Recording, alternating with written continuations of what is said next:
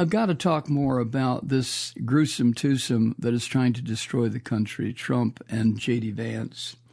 Vance himself has gotten a lot of criticism, especially today, because of, excuse me, his racist anti-immigrant rhetoric on social media.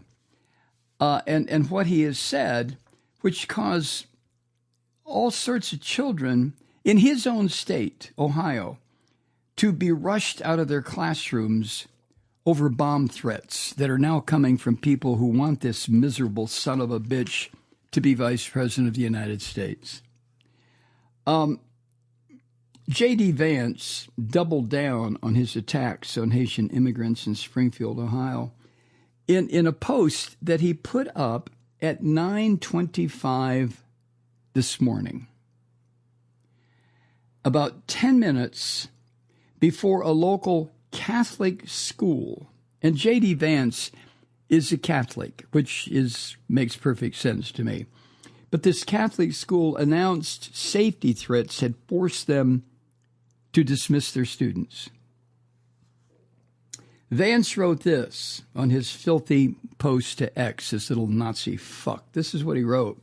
Quote, in Springfield, Ohio, there's been a massive rise in communicable diseases, rent prices, car insurance rates, and crime.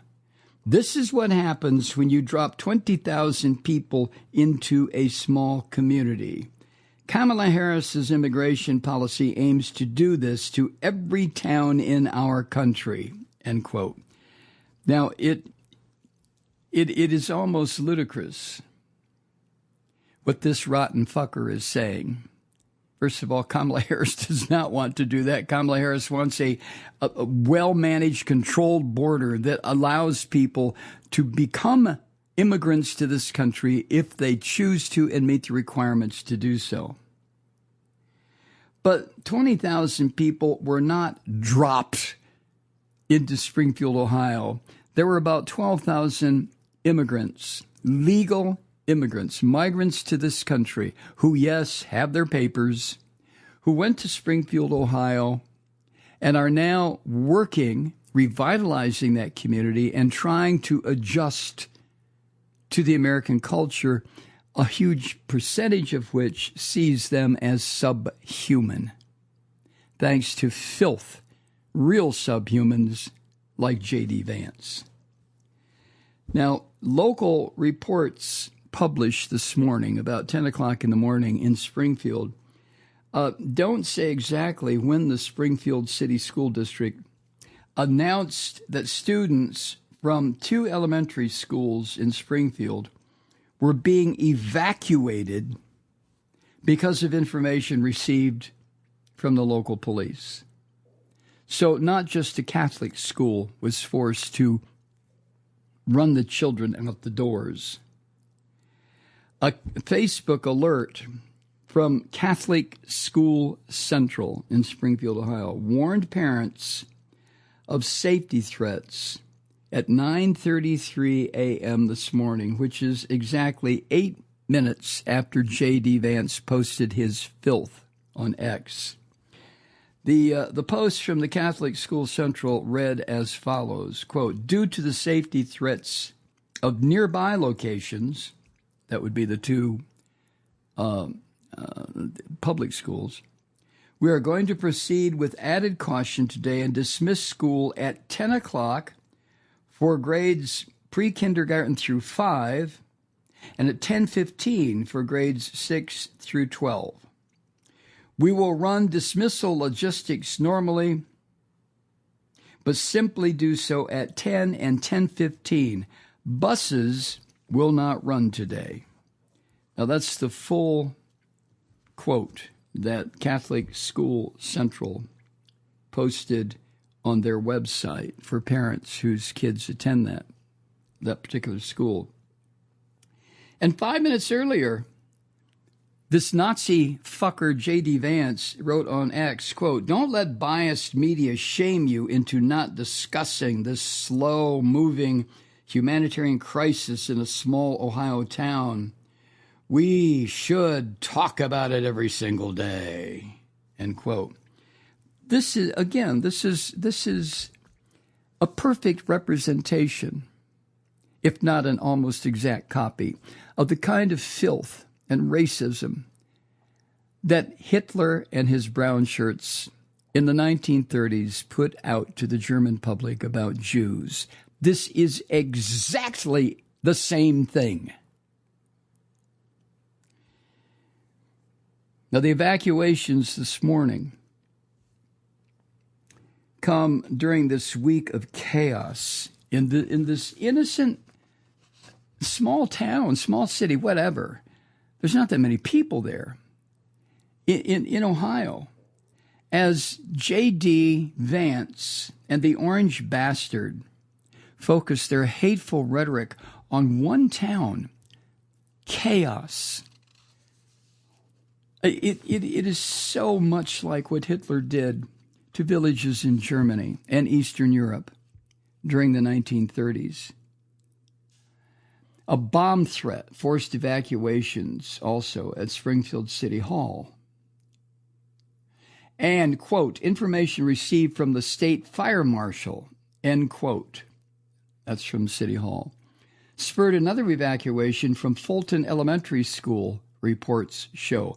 Look what these rotten son of a bitches and their Nazi Christian followers are doing to this small town in Ohio. Look what these fuckers are doing. And there are millions of people going to vote for these two criminals?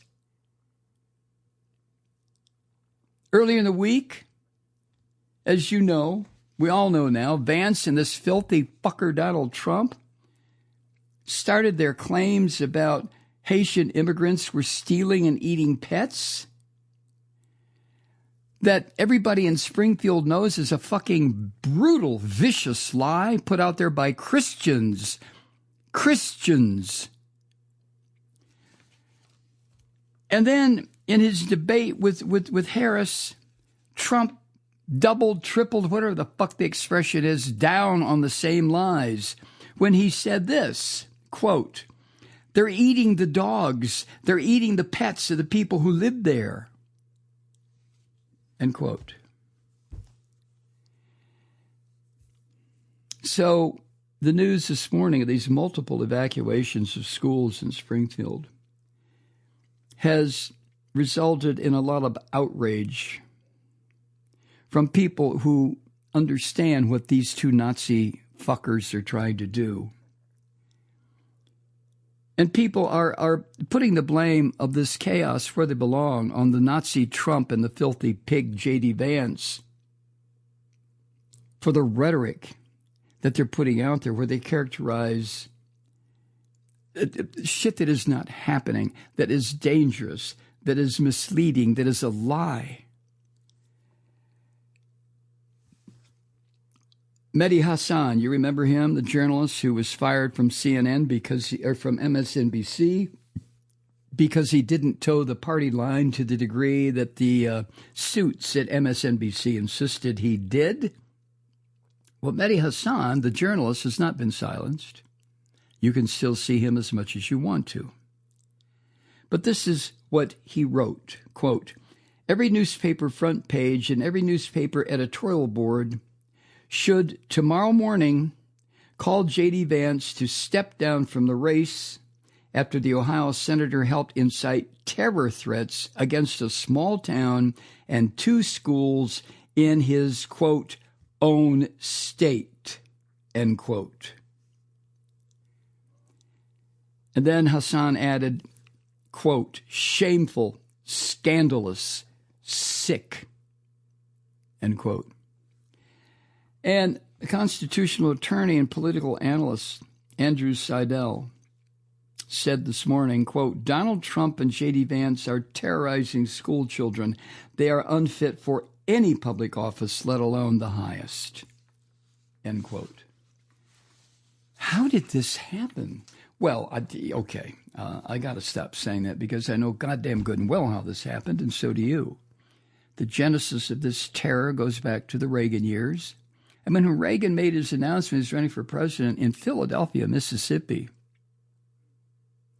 where the three civil rights workers, one black, two Jews, Cheney, Schwerner, and Goodman, were those three young men who had gone to Mississippi to register black folk to vote when they were kidnapped by white racist Klan sheriff and his deputies and brutally murdered, and their bodies buried in a hill that was the result of building a dam outside the nearest town.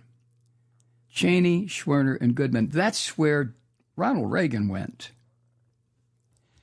in his speech about states' rights, which to Reagan, because he was senile at the time, I don't think Reagan really was trying to endorse racism or lynching. I don't think he was. When I worked at Air America, I felt like I was getting to know Ron Reagan Jr. And in my conversations with him, as all of us at Air America had, Rachel and everybody who was attached to Air America, we had conversations when we would have these forums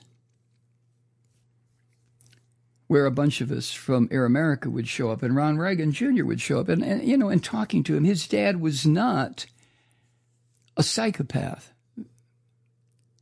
He was easily misled. That's what I've been told. What do I know? But the point I'm trying to make is this horror. It's always been in this country. I'm not insinuating that 1619 never occurred. I'm not insinuating that racism and hatred and anti-Semitism and the anti-immigrant thing, on both sides of my family, the Irish and the Italian, my grandparents on both sides went through this shit when they came to this country, especially my Italian, on my mother's side, my Italian grandparents. So I'm not meaning to insinuate that racism started or this anti-Semitism, this hatred started with Reagan. It's been here since the goddamn beginning. You know it, I know it. But Trump seized on what has been building, especially for the past 40 years, and turned it into a diabolical art form of bigotry and racism and hatred and divisiveness and murder and death. Oh my God, I just wish there was some higher power who would zap this fucker with a lightning bolt. I mean, I swear I do. Hi, Truth Seekers. Mike Malloy here. You know, the Progressive Voices Network brings you commercial-free commentary from today's leading progressive radio hosts and pundits, like me, Mike Malloy, 24 hours a day. I'm not your typical old guy from the 80s or the 90s talk radio host, and Progressive Voices is not your typical talk radio network. It's a listener-supported nonprofit with no corporate control whatsoever over our broadcast. So hosts like me, Mike Malloy, are free to rant and scream and carry on about whatever we like. We're often controversial, but we're never boring. Weeknights, 9 p.m. in the East, 6 p.m. in the West on the Progressive Voices Network. Always progressive, always on. I'm Mike Malloy. Keep it lit.